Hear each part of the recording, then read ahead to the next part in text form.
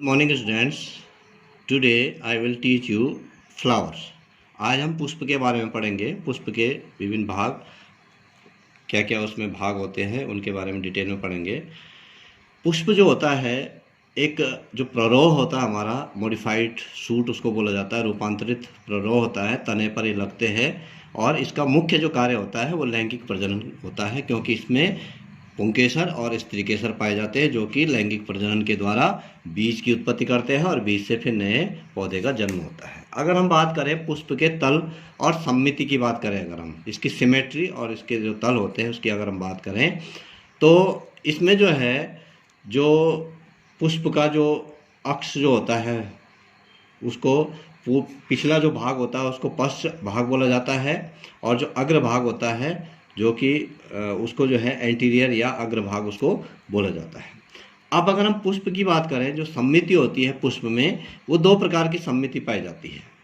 जब पुष्प को पुष्प के केंद्र भाग से गुजरने वाली किसी भी उदग्र रेखा से, मतलब उसका जो सेंटर पॉइंट है वहाँ से कोई त्रिज्या, जब किसी भी त्रिज्या से जब उसको काटा जा सकता है, मतलब हम जो है उसको किसी भी त्रिज्या से जब काट देते हैं और वो दो बराबर भागों में, दो समान भागों में बढ़ जाता है, तो ऐसे पुष्पों को त्रिज्या सम्मित या एक्टिनोमॉर्फिक ऐसा बोला जाता है।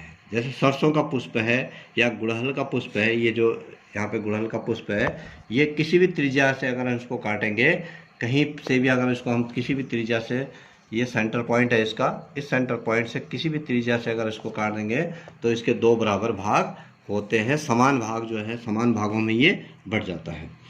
दूसरा होते हैं ऐसे पुष्प जो केवल एक ही उदग्र भाग से, केवल एक भाग से दो काटने पर दो समान भागों में बढ़ता है।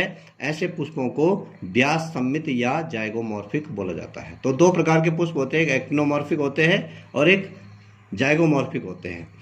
तो इस प्रकार से ये जो है और जो पुष्प किसी भी दो, कहीं से भी काटने पर दो समान भागों पे नहीं बढ़ते हैं, ऐसे पुष्पों को असम्मित पुष्प बोला जाता है। अब हम बात करते हैं एक प्रारूपिक पुष्प की रचना और उसके भाग। अगर हम गुड़हल का पुष्प लें, इसको मैं पुष्प में समझा रहा हूँ। अगर हम गुड़हल का पुष्प लें, ये इसको इंग्लिश में हिबिस्कस बोला जाता है, और इसका जो वैज्ञानिक नाम है, इसका वैज्ञानिक नाम है हिबिस्कस रोजा साइनेंसिस। अब हम बात करते हैं इसकी सबसे पहले शुरुआत से। ये वाला हिस्सा है जो कि किसी टहनी से जुड़ा रहता है, इसको पुष्प वृंत बोला जाता है, पेडिसल इसको बोलते हैं। इसके बाद आता है ये ग्रीन वाले पार्ट। इसमें देखो जनरली जो है ये वाले भाग नहीं होते हैं, ये वाला भाग नहीं होता है, केवल ये वाले होते हैं। ये जो है परिदल इनको बोला जाता है। बाहर वाले जो भाग है इनको परिदल पुंज बोला जाता है। इनकी संख्या गुड़हल में 5 होती है। और ये वाले जो है ये वाहेदल पुंज इनको बोला जाता है। और वाहेदल को इंग्लिश में जो है, अगर हम संयुक्त रूप से बोलें, इनको एक साथ मिला के बोलेंगे तो कैलिक्स बोला जाता है, और एक सिंगल को हम बोलेंगे तो ये सेपल्स कहलाते हैं, वाहेदल जिनको बोलते हैं, और साथ में मिलाकर वाहेदल पुंज, बाहर वाला परिदल पुंज जो है कहलाता है। अब इसका ये तो ग्रीन वाला पार्ट जो है वो कैलिक्स हो गया, जिसको वाहेदल पुंज कहते हैं।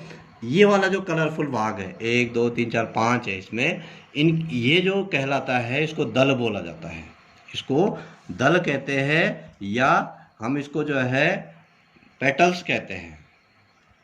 इसको साथ में मिलाकर जो है पेटल्स हम इसको कह सकते हैं। और यहाँ पर जो है ये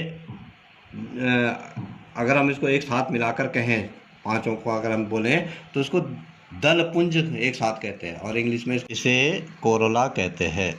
जो है कैलिक्स और कोरोला जो है इसको बोला जाता है। तो इस प्रकार से जो है ये जो है, अगर ऊपर की तरफ आए हम तो इसको जो है, ये जो ऊपर वाला हिस्सा है इसमें जो है बहुत सारे पुंकेसर लगे हुए हैं, ठीक है, और पुंकेसर इसमें लगे हुए हैं, और ऊपर जो है ये गाइनोसियम, इसमें फीमेल जो स्त्री केसर वाला भाग है वो इसमें लगा हुआ है। और ये पेटल्स है, अगर हम इसको हटा दें, इन सेपल्स को अगर हटा दें हम, कैलिक्स और कोरोला। उसके बाद इसको अगर हम हटा दें, ये कैलिक्स भी हटा दिए हमने, ये हटा दिए सारा, और उसके बाद पेटल्स भी हटा दिए, कोरोला जिनको बोला जाता है, ये हटाकर ये भी हटा दिए। इनको हटाने के बाद जो है ये जो भाग बचता है, ये वाला, इस नीचे वाले भाग को थैलेमस बोला जाता है, और ये वाला जो भाग बच गया, ये वाला ये कहलाता है अंडाशय।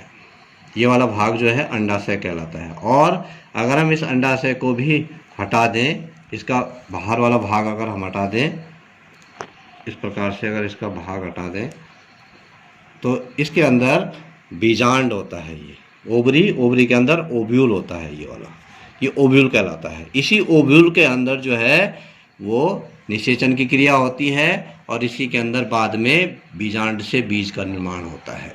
तो इस प्रकार से जो है, अब अगर हम इनको, ये जो पुंकेसर है, ये पुंकेसर के ऊपर वाला हिस्सा जो है, इसको परागकोश बोला जाता है। इसी परागकोश के अंदर परागकणों का निर्माण होता है। वो परागकण जो है यहाँ पहुँचते हैं गाइनोइशियम में, और फिर अंकुरन करते हुए इसके अंदर से और इसके अंदर प्रवेश कर जाते हैं। और फिर जो है ये जो पुष्प है गुड़हल का, ये द्विलिंगी पुष्प है।